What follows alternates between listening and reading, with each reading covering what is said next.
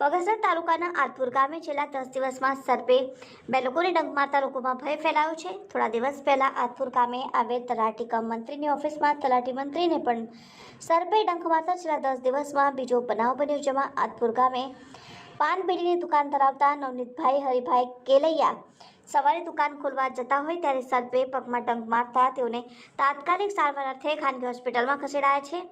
છેલ્લા 10 દિવસમાં 2 લોકોને સર્પે ડંખ મારતા લોકોમાં ભયનો માહોલ ફેલાયો।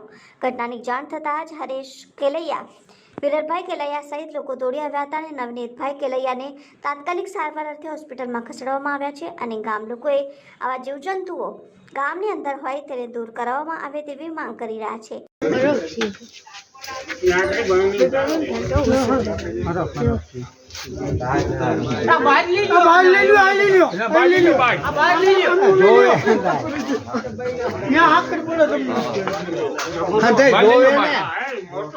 મોટો છે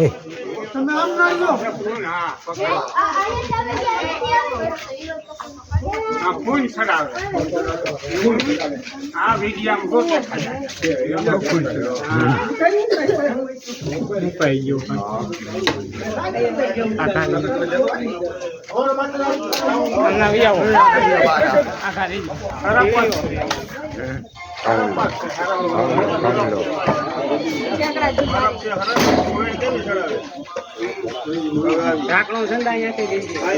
હલો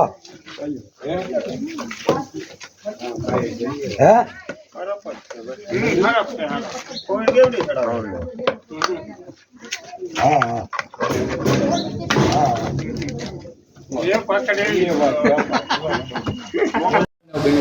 અમારા ભાઈ નવનીતભાઈ હરિભાઈ કેલૈયાને સવારમાં 6 વાગ્યામાં સાફ કર્યો।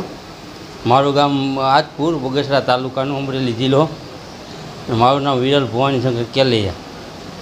એ અમારી ભાઈ મને સવારના 6 વાગે ઉઠાડવા આવ્યા કે સાફ કર્યો, એટલે તરત અમે ગામના ચંદુભાઈ કરીને છે પાથર, એની ગાડીમાં 4 વ્હીલ લઈને કામડિયા સાહેબની દવાખાને આવ્યા। તાત્કાલિક સારવાર મળ્યો, અત્યારે સારું છે। આ રીતના અમારા ગામમાં બીજો બનાવ બનેલો। અમારા તલાટી મંત્રી આજપુર ગ્રામ પંચાયતની અંદર ત્યારે એને 8-10 દિવસ પહેલાં એને આવું થયું હતું। તાત્કાલિક અમરેલી એને લઈ ગયા હતા સારવાર આપવા, એ અત્યારે એને પણ સારું છે, જેથી કરીને આવું બીજી વાર ન બને। અમારા ભાઈને અત્યારે તો બહુ સારું છે। સવાર 6 સવા સવાર તમે પૂગી ગયા હતા દવાખાને। એને નવનીતભાઈને પાનનો ગલ્લો હતો, એટલે સવારમાં 6 વાગે એને ગલ્લો ખોઈલો, એ ભેગા એને બેઠક હતી ત્યાં બેસવા ગયા હતા, સીટ પાસે સાપ બેઠો હતો તો તરત એને ડંખ મારી દીધો। એ ઝટકો મારીને 2-3 વાર ઝટકો માર્યો તે સાપને ઘા કરી દીધો પગે। હા, સાપને પકડી લીધો છે। અમારા ગામની અંદર આવ્યા હતા પકડવા, ફોન કર્યો તો એ પકડી લીધો અને બહાર મૂકી હોય। હું સાહેબ સવારે વહેલો 6 વાગે ઉઠીને હું મારા ધંધા ઉપર દુકાને જતો હતો। ત્યાં જઈને મેં ખાલી હજી તો થડા ઉપર બેઠક લીધી, ત્યાં જ મને સર્પદંશ થયો। અને સર્પદંશ થયો એવું મેં જોતા જ મેં તરત પગના ઝટકા મારી અને મેં એને છોડાવી દીધો। અને હું સીધો મારા મોટા બાપોના દીકરા પાછળ રહે છે ત્યાં ઘરે ગયો, વિરલભાઈ કેલૈયા છે।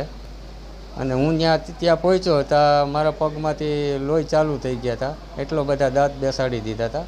પછી હું ઘરે આવ્યો અને તાત્કાલિક અમારા ગામની 4 વ્હીલ સાથે અમે દવાખાને પ્રાથમિક સારવાર લીધી। અને આ પહેલાં અગાઉ અઠવાડિયા 10 દિવસ પહેલાં આવી રીતના એક બનાવ બનેલો છે સર્પદંશનો।